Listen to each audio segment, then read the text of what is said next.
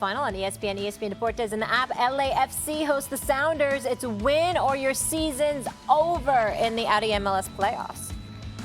Our Week 8 Monday Night Football matchup, the Dolphins looking for a little Fitz magic when they take on Juju Smith-Schuster and the Steelers, 8 Eastern, 5 Pacific. I was hoping this would be the week. You know, this was kind of the week that I had in my mind from the moment that I got hurt.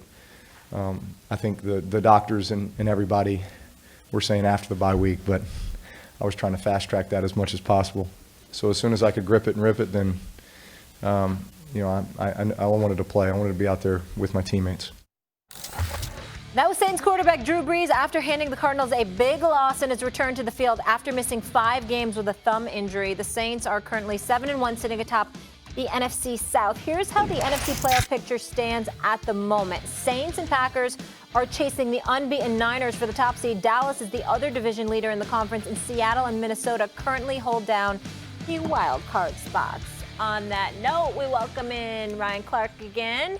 But Max, I am starting with you. Are you picking the Saints or the field in the NFC? Well, the Saints, to me, are the odds-on favorites barely, but I'm definitely taking the field over any one team. You know, occasionally in the AFC, the Patriots, who have a very weak schedule, play in the AFC East without any opposing quarterbacks, eventually have a bye in the first round, a home game. You know, if one playoff win at Foxborough, they're in the AFC Championship game. Depending on what the conference looks like that year, occasionally I can understand taking the Patriots as, you know, just against the field. But that ain't the NFC right now. The Saints, I agree, top to bottom, including backup quarterback and the faith you have in arrested Drew Brees at this point, odds-on favorites barely against an excellent 49ers team. Guys, this 49ers defense, all 3 levels, is legit. And they have a quarterback who, like, not only Bill Belichick, but also Shanahan wanted. Mm-hmm. You know, there are some players, this is every sport, you look at the coaches who wanted them to play. I think of, like, Rick Fox in the NBA, from Red Auerbach to Phil Jackson. Like, everyone somehow like that. All the greatest of all time wanted. You know why? Because he's good at basketball. Whatever the numbers said. Same thing, like Jimmy Garoppolo has the best minds in football going, I want that guy. I'll move on from Tom Brady for that guy. I'll give $137 million for that guy. These are like the best minds in football saying that. That's the quarterback on a defense like San Francisco has. And then you got to look at Green Bay. What would happen if Aaron Rodgers got a defense and a running game? They've won, lost, and they just started to play well recently.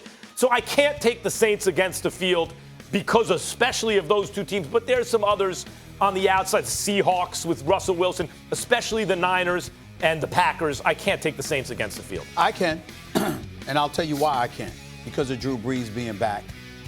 Michael Thomas, Ted Ginn, Jared Cook, Josh Hill. So you've got guys you can pass the football to. You got an offensive line that protects him. You have the brilliance of Drew Brees knowing defense, being a master in terms of reading defenses, going through his progressions, seeing what coverage he's got to go up against. You've got a running game in Alvin Kamara once he gets back, along with Latavius Murray, who's filled in admirably. And a defense that showed up on several occasions throughout the season when Teddy Bridgewater was the quarterback for the team.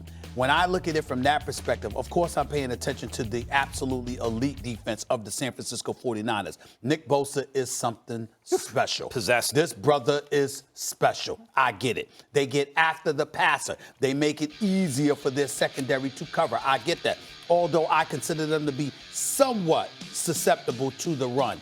Green Bay, without question, is susceptible to the run. And Dallas and Philadelphia have both revealed themselves to be problematic in certain respects. Minnesota is a team that you pay attention to, but Kirk Cousins is their quarterback. So when I look at it, I'm not saying that the New Orleans Saints can't get knocked off, but if you're asking me who has the better chance, the Saints or the field, I would tell you the Saints. Go ahead, Man, Ryan. you got to listen.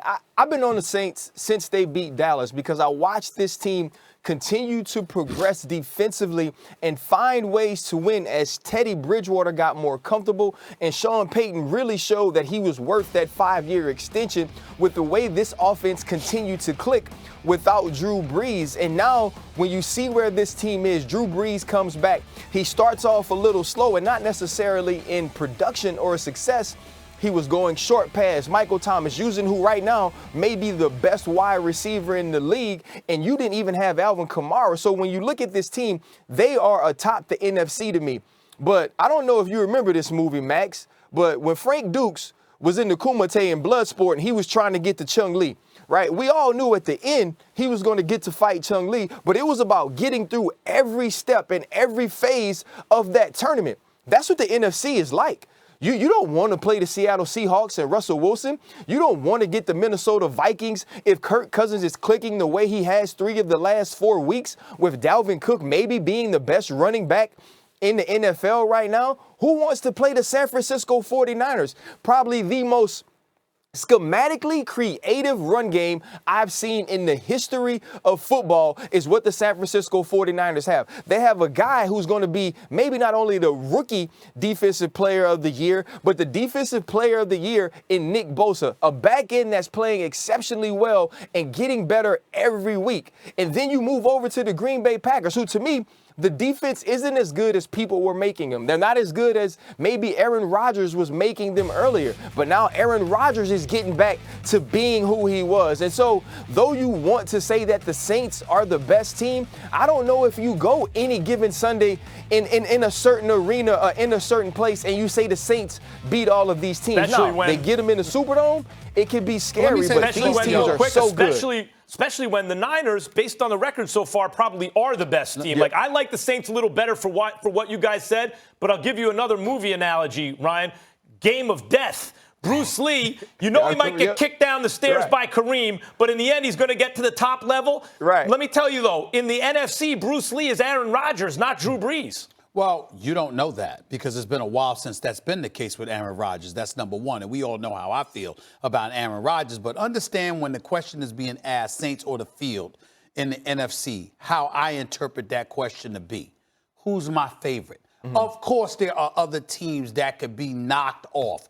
But if I had to bet my money on one team over the rest, who would that team be in the NFC? Favorite. And for me, it's the Saints because, again, I point to Tom Brady. We look at Tom Brady over 40 at age 42 or what have you. We look at his brilliance as a football player and his ability to read through defenses. The fact that you can't surprise him with anything. There's only 2 guys in the NFC that you could say, I mean, to a lesser degree, Russell Wilson. But it's really about Aaron Rodgers and Drew Brees when it comes down to that element, that ingredient to success.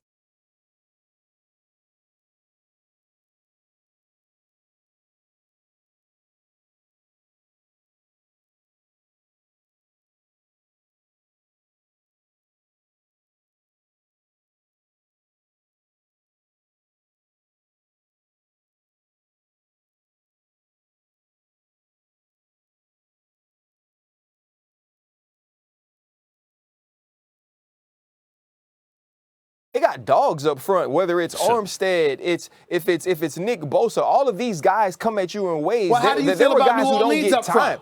How do you feel about New Orleans' offensive line is what I'm asking you. I think the offensive line is good, but if you watch Drew Brees yesterday, Arizona was bringing pressure. He understands how to get the ball out. He understands how to attack these things, and he has a guy in Michael Thomas who, when you throw him the ball, it's either a catch or incomplete. He doesn't allow pass breakups. He doesn't allow interceptions, but even in that, I think the Saints are the favorite. But when you look at the difficulty in playing some of these teams, if the Saints, who already have one loss, somehow don't manage to get home field advantage, and the game against the San Francisco 49ers is out west, it's in the Bay, I believe that becomes a different game. And so though I do think they are the best team, and for many reasons that you said, Stephen A., the number one reason being Drew Brees. That's why I was putting this team as the best team in the NFC, even when Teddy Bridgewater was quarterbacking, understanding that Drew Brees would be back. Don't forget. But still, every week, every time I watch these San Francisco 49ers, they show me something different. And don't forget, look, every season, and this season it was the NFC North, we point to some division. That's going to be the best division in football. What's the best division in football? By far. It's not NFC close. West. The NFC West is by so much the best division in football. It's embarrassing. The Cardinals are the weak team in the NFC West.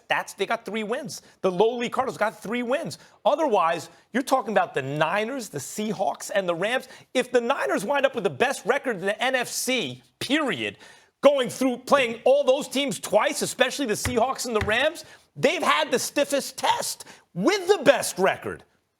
Stephen A. taking the Saints, Max and Ryan taking the field. Ryan is headed for NFL Live. Good to have you with us. Thank you. All right, bro.